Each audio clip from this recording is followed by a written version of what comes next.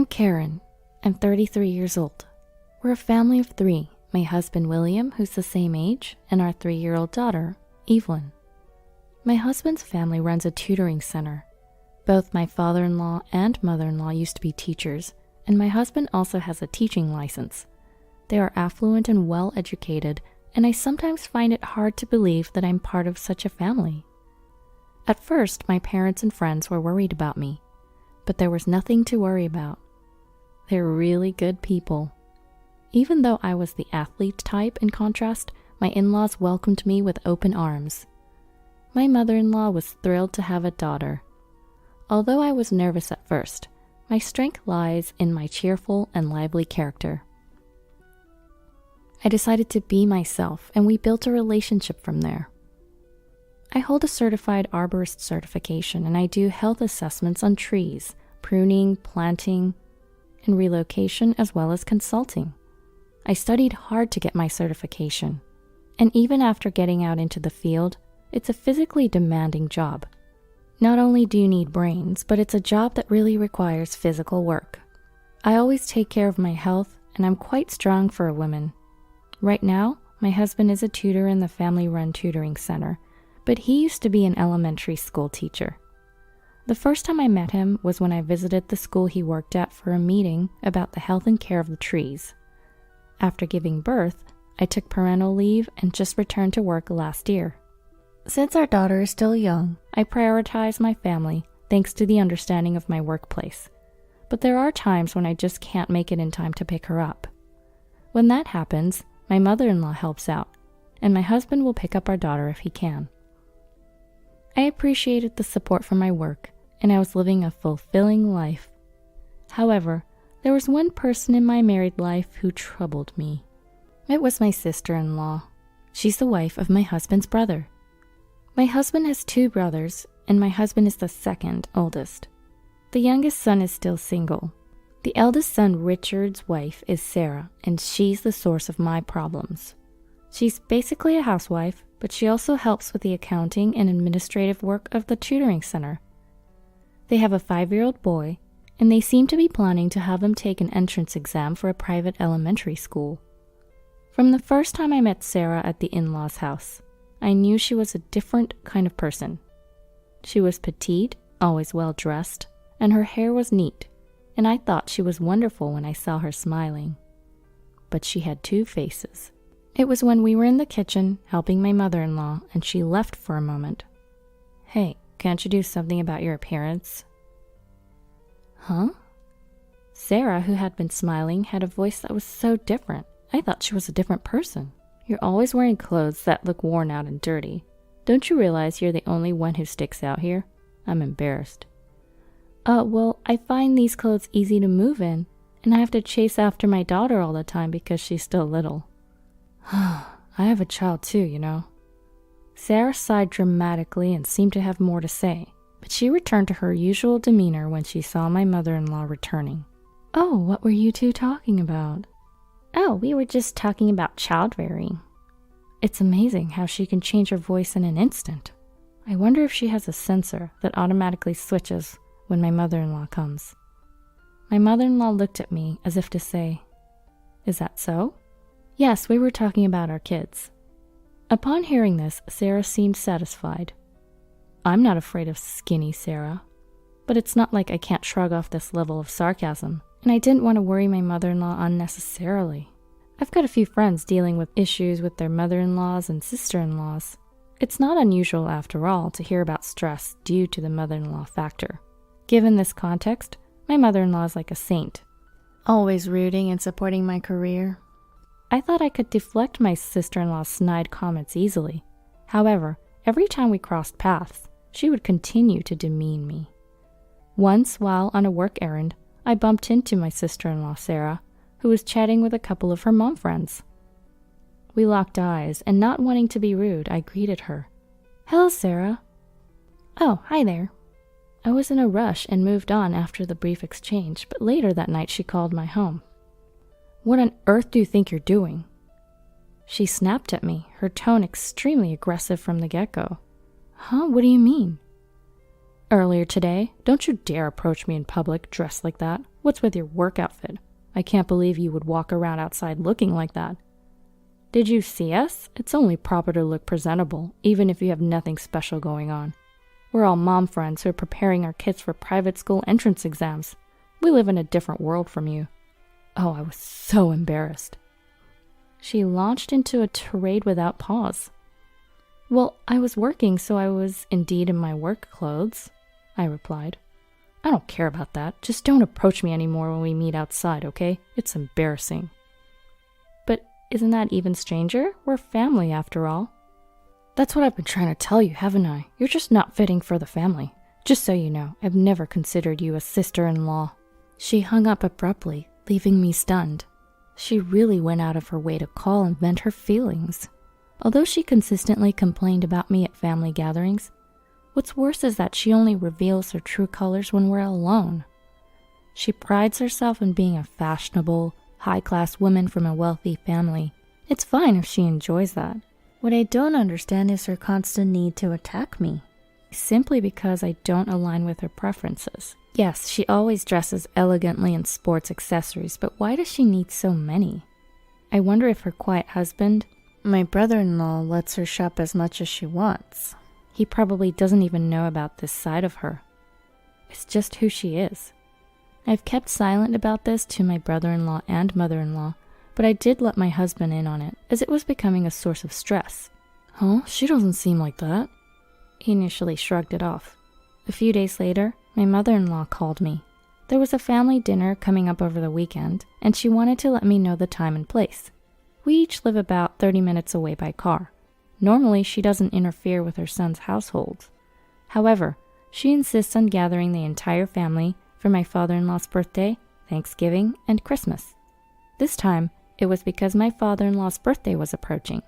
This time, we managed to reserve a private room at his favorite steakhouse. It's our first time going there as a family, but it's really good. I hope you're looking forward to it. Oh, I am, thank you. While I was genuinely excited, I dreaded seeing my sister-in-law again. You don't sound very enthusiastic. Are you busy at work?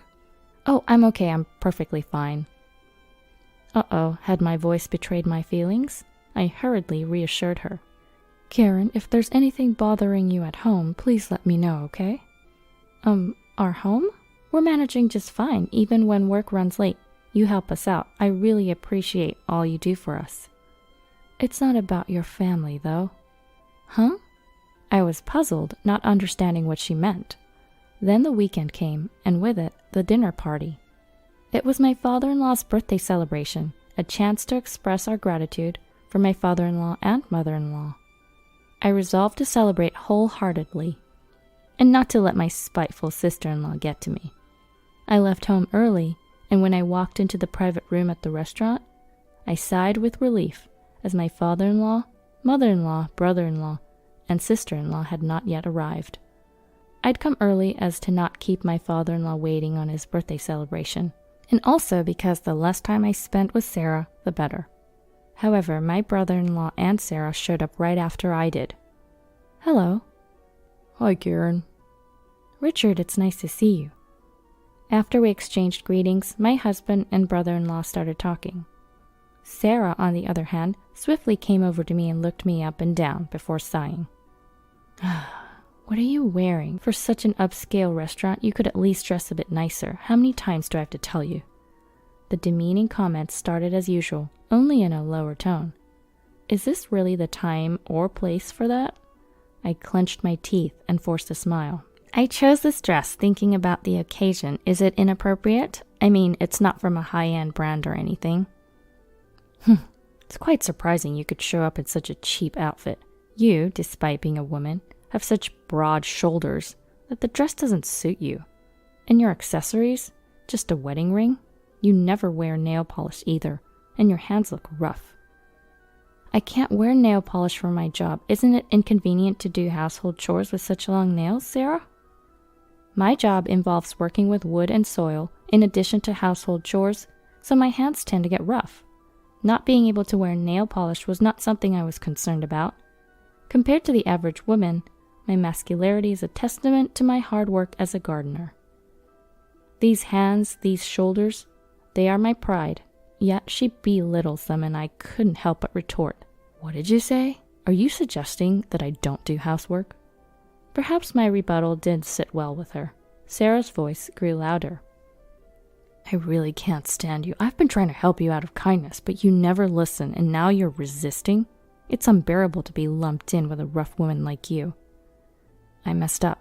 My sister-in-law seemed to be losing sight of her surroundings in her anger. This is my father-in-law's celebration today. Please don't bother me. Huh? You're the one ruining everything. You're the one who doesn't belong in this family. I told you, I can't dine with someone as shabby as you. Go home. Wait, what? I have to go home? This dinner was organized by my mother-in-law, and the person ruining it is clearly her. I'll listen to your complaints about me later. I have things to say to you as well, but for now... I had decided to stand my ground, but not now. Don't you dare talk back to me. Didn't you hear me? I said go home. In fact, leave this family. Just as my husband started to approach in response to Sarah's loud voice, the private room's door opened. The one leaving should be you. My mother-in-law entered the room, quietly yet decisively. My father-in-law and their youngest son, John, also entered, and my mother-in-law gently closed the door. What? Sarah, who was fired up, must have remembered where she was and what was happening. She was lost for words, her mouth opening and closing in surprise. What was that about? Everyone, please sit down. Despite her soft voice, there was a compelling force in my mother-in-law that everyone obeyed. It seems we need to have a chat before we can enjoy the birthday celebration. I'm sorry for this interruption. Seeing my father-in-law nod in agreement, my mother-in-law turned back to Sarah. Sarah, what did you say to Karen? Whoa, even my kind-hearted mother-in-law could dish out a strong sarcasm when needed. Sarah, flustered, answered, Oh, just saying I'm looking forward to today's meal. Did I hear wrong? I thought I heard get out. Huh? No, that was a small argument. It was just a joke. She was still somewhat agitated, but I was impressed at how Sarah was trying to regain her usual cheerful demeanor.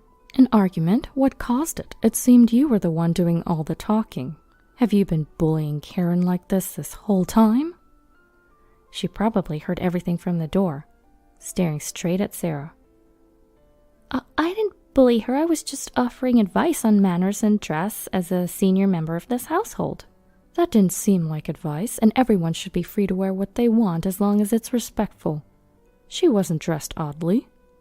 But wearing non-branded clothes in such a high-end restaurant, her makeup and accessories were minimal. I thought she shouldn't embarrass you and the rest. Enough! My mother-in-law's outburst made me jump, along with Sarah. The three brothers and my father-in-law knew that my mother-in-law was scary when angry. They seemed unfazed by the situation, showing picture books and speaking to the children to distract them. No. Sarah, you're the one who should be embarrassed. I had noticed that something was off about you two, even during gatherings at our house. I initially thought you were having friendly chats. Huh? Friendly? Yes, friendly chats, right? Sarah gave me a desperate look that was completely different from before, but I avoided meeting her gaze. For the record, Karen never snitched on you. You wasted her kindness, hoping you would eventually change. Your attitude only escalated. Well, that's... Stammering, Sarah was met with my mother-in-law's even harsher tone. And you always wear beautiful clothes and have so many purses. Yes, that's true. I always make sure to look presentable wherever I go. Where does the money for that come from? Huh? Just as she thought she could regain the upper hand, an unexpected question made Sarah freeze. That is, of course, from my... We're paying you for helping with the tuition and accounting at the tutoring school. Even if my son said you could use that money freely, it doesn't seem like it would be enough. Your clothes and purses are all designer brands. Well, because... Are you exploiting the fact that you're in charge of the household finances to satisfy your own desires? What do you mean? She stammered. I could see why she's confused. I was curious about the source of their money myself. I had always thought my brother-in-law was just a generous guy. Maybe he just left all the household finances to her. It's concerning to me that he didn't keep a closer eye on their spending. Maybe he trusted her because she acted as a good wife so well. When I think about it like that, I almost feel sorry for him. So, you've been spending money like water, and now you want to send your child to a private school?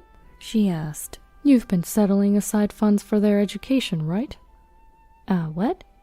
You're not expecting us to pay, are you? No, not at all, but he's your adorable grandchild after all. Which is it? So she was planning to rely on my father-in-law and mother-in-law's money all along. Of course we love our grandchildren. We're thinking of supporting them financially if necessary, says my mother-in-law. Really? But only after you leave our home. What? No, there's no need for that. I'll apologize to Karen for telling her to leave.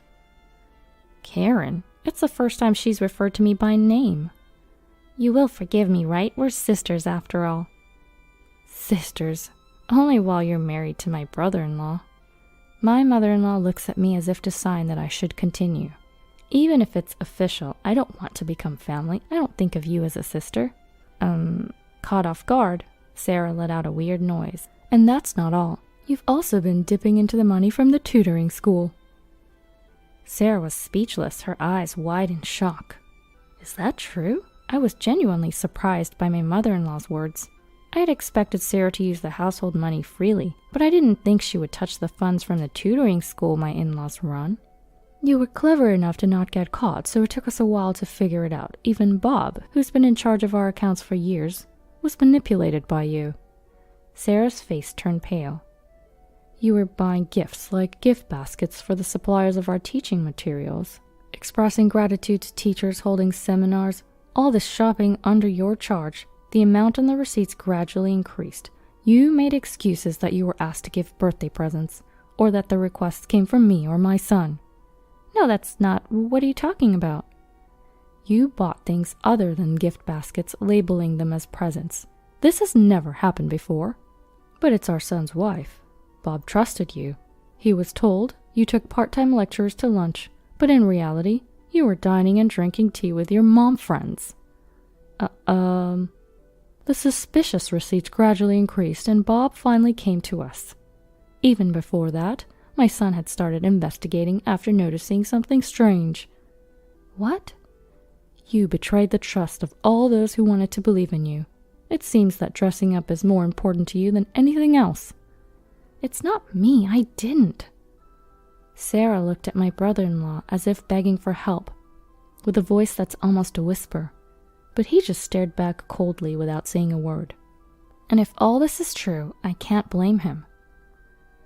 Karen is the opposite. Sure, she's not really into fashion, but she always puts herself second and values her family and her job. You seem to not care to know about her work, but being a certified arborist is an impressive qualification. I bet she studied hard for it. Oh. As Sarah was left speechless and utterly defeated, my mother-in-law suddenly started talking about me. Unconsciously, I felt a warmth welling up in my eyes. I respect her, thinking that if she wanted to continue her work, we should support her. Have you ever seen her working lively, not caring if her clothes get dirty, or her hands are covered in soil? And you make fun of her?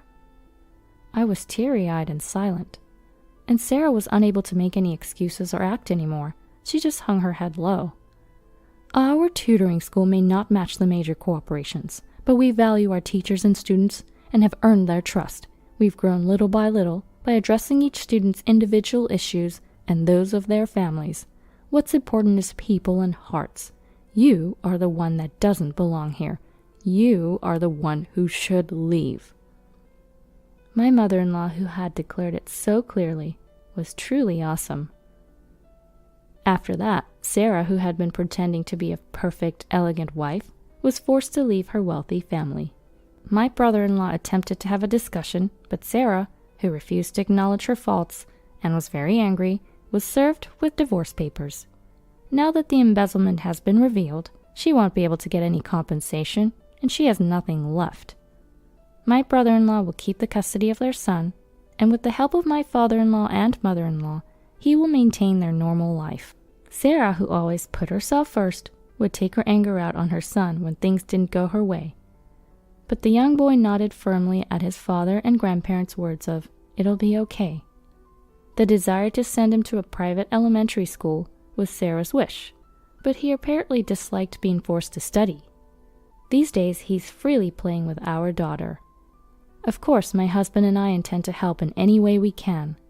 On a leisurely day spent together at my in-laws' house, my mother-in-law approached me and said, "I'm really sorry for making you uncomfortable for so long.